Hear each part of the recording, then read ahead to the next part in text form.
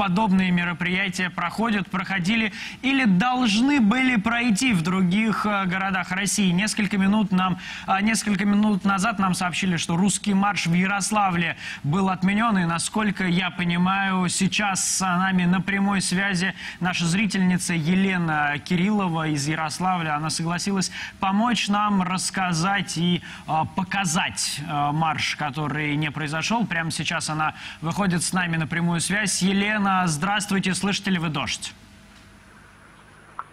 Здравствуйте, Никита, да, слышу. Елена, ну, во-первых, с дебютом вас... Алло, да, здравствуйте, с дебютом вас на телеканале «Дождь». Расскажите, собственно, что сейчас происходит в Ярославле, почему отменили русский марш? Ну, ситуация в Ярославле следующая. У нас был суд в связи с тем, что правительственные движения заявили свои пикеты в разных местах на это число и на разное время.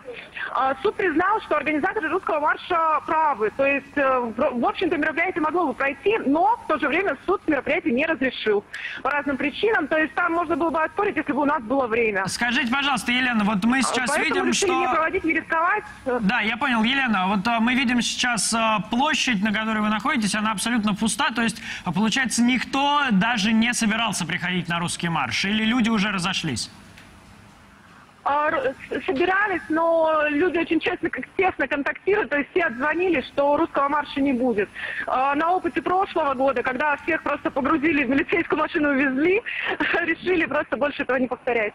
Спасибо вам большое за подробный рассказ. Это была Елена Кириллова, наш зритель, ну и теперь, можно сказать, даже стрингер телеканала «Дождь» в Ярославле.